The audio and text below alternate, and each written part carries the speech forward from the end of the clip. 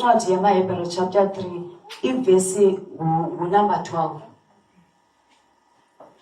ukwehla ithi lumkani bazalwane hleze kubekho bani wenu inhliziyo engenawo kubani wenu inhliziyo engenawo engakholwayo enokumka kuThixo ophilileyo malivuselelane imihla ngemihla xa kusathiwa kunamhla ukuze kungabikho muntu kuni wenziwa lukhuni kukulukuhla kwesono.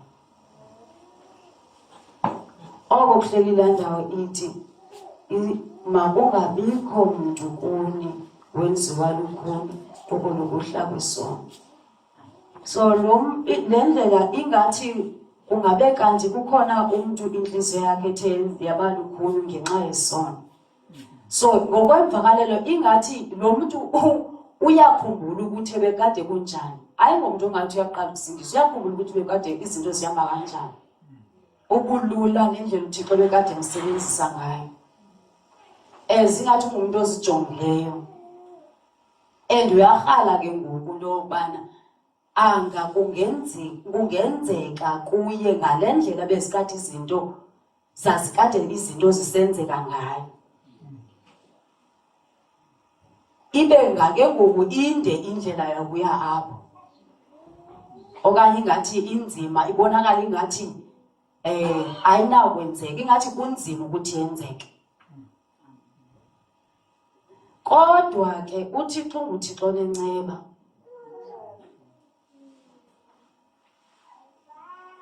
Ngoba ndiye nakhumbula indlela unyana olahleko utata wakho ebanemjonga ngayo. Emlindele ukuthi abuye. Ukuthi noThixo ulinde kwa wena ukuthi ubuye. Akathi ke uThixo ke yenza le. Umuntu mhlawumbe nokuthi zawuqala phi. Into qala ubuye. uThixo ndiyazi ukuthi kunje. But ndiyeza phambi kwakho ukuthi andisafuna ukuba kube kunje. Ndiyazi ukuthi ndimo wenze kuba kube nje. But andisafuna ukuphila ngolhlobo. Ngoba ngoku akathandi ngekwendlela endivi ngathi uyiyo. Akasayithandi indlela yiyo. Amen. Unyana olahleko wamkelwa. Futhi wamkelwa ngendlela yena ebecinga yena ngokwakhe besithi xa ebuya. Noko ukhumbula ukuthi izicaka noko ingathi inhlalo yazo ingcono kunale. Bengenangxaki ukuthi enziwe isicaka, bengenangxaki ukuthi aze yena aphathe njengezicaka. Ukuba ubuyile kuye kwakwanele. So nomuntu onenhliziyo ukuthi ndiyazi ukuthi kwakunjani, akusekho kanjalo. But ndiyeza. Nothixo akazukuphatha ngendlela yokuthi hayi usanda ukuguquka. Abane esithi hayi awunoyenza le kaloku wena. Akanayo uThixo lendlela yokuphatha umuntu. Ubani umuntu yenhliziyo ethi ndikhathele le ndlela endiyiyo. Ndifuna ukuthi uThixo andisebenzise ngendlela ekade ndisebenzisa ngayo nami. Ngoba into endibonile ukuthi nokukwenza izinto uThixo asithuma zona uvele kwenza uvuyo kuthi xa oluvuyo singasaluva asonwabi akubikho mnandi.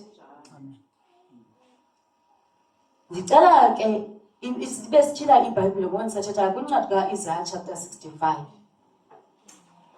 uThixo unguThixo nenceba.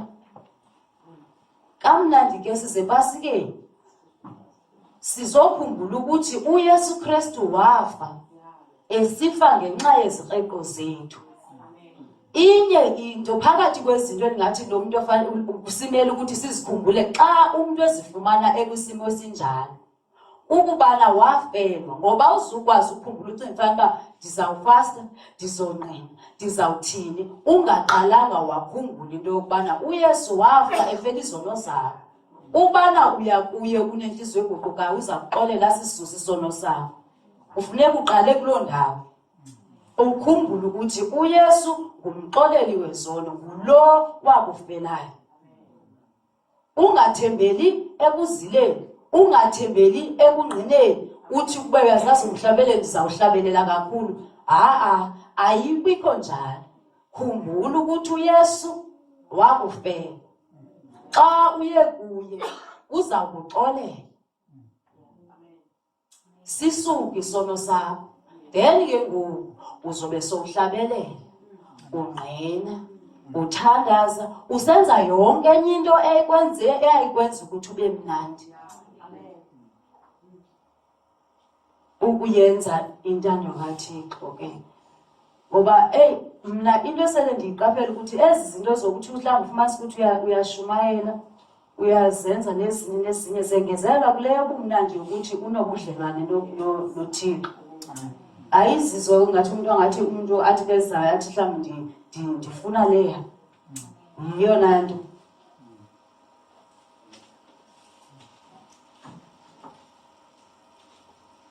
Incwadi ka-Isaya 65 uvesi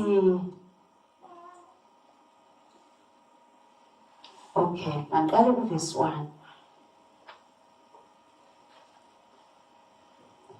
Ndangqongeka kwabengandibuzi. Andiyazi indlela ezisilo zangaSixhosa, mandithini manzosifunda kakuhle. Ndangqongeka kwababengandibuzi, ndafumaneka kwababengandifuni. Ndathi ndikho kuhlanga ebelungabizwa ngegama lam. Ndolula isandla sam imini yonke kubantu abazinjubaqa, abahamba ngendlela engalungileyo, emva kweengcinga ezizezabo. Uvele levis uThixo wayethetha kwiSirayeli, but ngoku mna ndithetha kulo mntu unenhliziyo eyenziwe lukhuni ngenxa yesono. Ukuthi uThixo njengoba nguThixo nenceba uthi ndikho kuwe. Uthi ndolula izandla zam imini yonke kubantu abazinjubaqa, abahamba ngendlela engalungileyo. Uyayazi ukuthi uhamba ngendlela engalungileyo, but still uthi ndikho. Uba uzivulile, so uThixo uzivulile izandla zakhe, noba isono sakho simile phambi kwakho, but uthi ndizelulile izandla zam. Akho sizathu sokubana ubaleke okanye uhlale kweso simo. Uba uzifumana kusimo esinjalo, ngcono uze kuThixo, uguquke kuye, then uqhubeleke. uThixo ngoba nguThixo onenceba.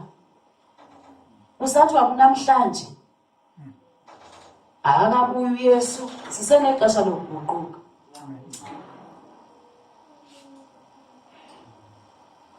So ndizokhumbuza oku ukuthi uYesu ungumsindisi, uyazixolela izono. uThixo esinayo unguThixo onenceba ozolule izandla zakhe. Ubani futhi abangamkhathalelanga abenza izinto ngendlela zabo, kodwa uba uthi wena hayi andisafuni, uhlale zivulile